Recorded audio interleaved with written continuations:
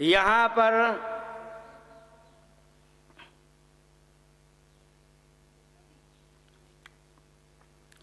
अर्जुन एक बार गए द्वारिका। द्वारिका जा करके उन्होंने कहा कि भगवान क्या करें। वहाँ चले गए द्वारिका में। द्वारिका में भगवान ने सोची कि अब लीला को समाप्त करें, तो उनको इसी में रहते रहते 6 महीने हो गए।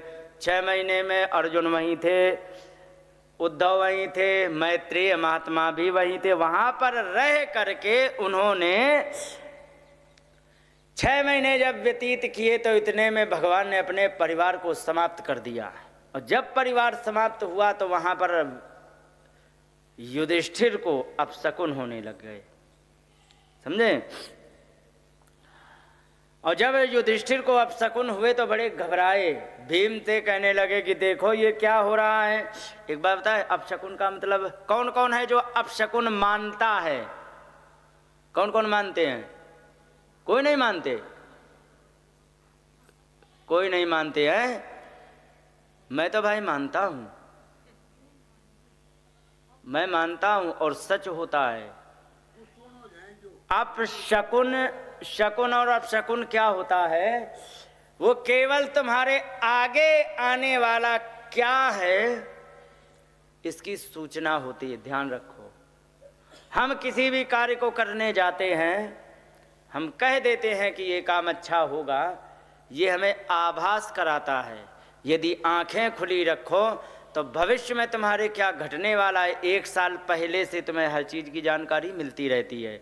लेकिन बस ये है, आंखें खुली रखो तो मृत्यु आने वाली है 1 साल पहले से तुम्हें जानकारी देगी प्रकृति कि अब तुम्हें जाने की तैयारी है और अब तुम जाने वाले हो। साल भर बाद चले जाओगे। इच्छा हो तो परमात्मा के यहाँ के लिए रास्ता साफ कर लो, नहीं तो आप जैसे हो नरक में पड़े हो तो पड़े रहो।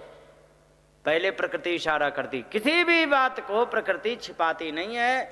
कल भी निवेदन किया था आपसे कि यदि भूकंप भी आना हो, बरसात भी आनी हो, इसको भी प्रकृति कभी भी नहीं छिपाएगी।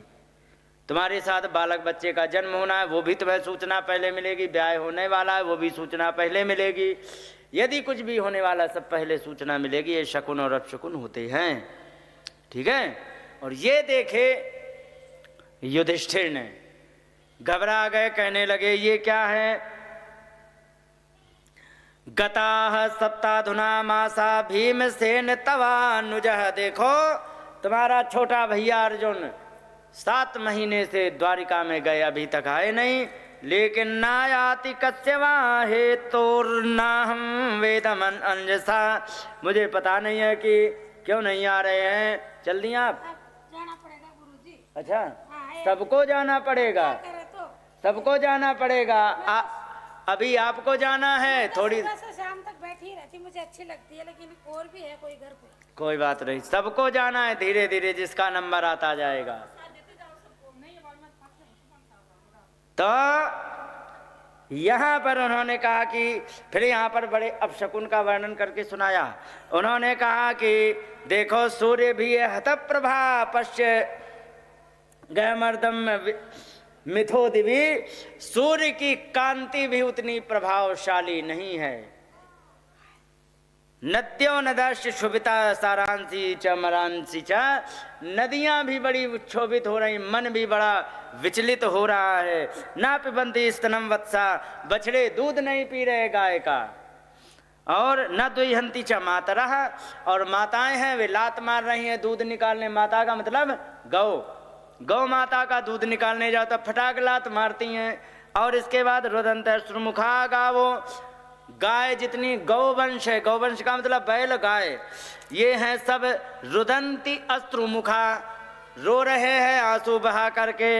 हृष्यन्ति वृषभाव्रजे न हृष्यन्ति वृषभाव्रजे। और वृषभ माने बैल, वो भी गौशाला में प्रसन्न नहीं हो रहे हैं। और देवताओं की मूर्तियां भी उदास दिखाई पड़ रही हैं। आपको एक बात बताए, सच, भगवान का दर्शन करो सुबह सुबह, दिन कैसा जाने वाला है प्रथम दर्शन से ही पता लग जाएगा। अगर जो तुम्हें भगवान जी एकदम प्रसन्न मुख तुम्हारी तरफ देखते हुए दिखाई पड़े जान लीजिए दिन सुपर जाने वाला। जिस दिन तुम्हारा दिन अच्छा नहीं जाने वाला होगा उसी दिन तुमसे विमुख दिखाई पड़ेंगे। हाँ, वो सामने जबकि भगवान वही हैं। आपको लगेगा कि भगवान आज हमसे थोड़ा सा हमसे नज़र नहीं मिला रहे हैं। किया है अनुभव? हाँ, मत करो, अगले जन्म में करना। ओके, बोलो वृंदावन बिहारी लाल की। अनुभव कर लेना। और सुनो, किसी भी कार्य के लिए एक बार प्रणाम करके भगवान का स्मरण करो, इतने में तुरंत पता लग जाएगा कि उसी समय पता लग जाएगा कि तुम्हारा दिन कैसा जाने वाला। चित्त में खिलखिला के हंसते हुए नजर आ जाए, जान लीजिए कि तुम्हारे सामने काल भी आ जाए तो जीत लोगे।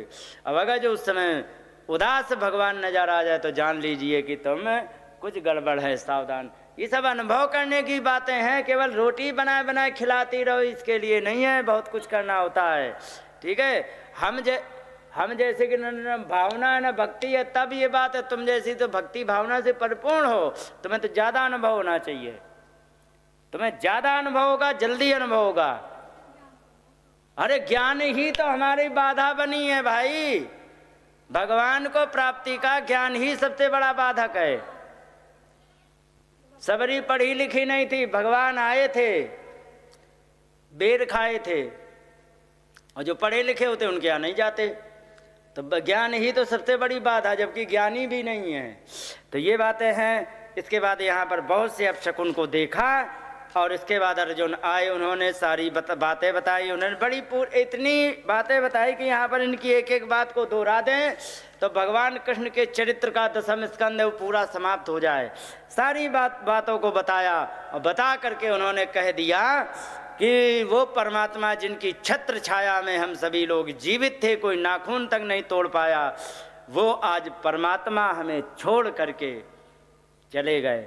उन्होंने कहा अब ये पृथ्वी रहने लायक नहीं है, परमात्मा चले गए, इसका मतलब कलयुग का प्रवेश हो गया।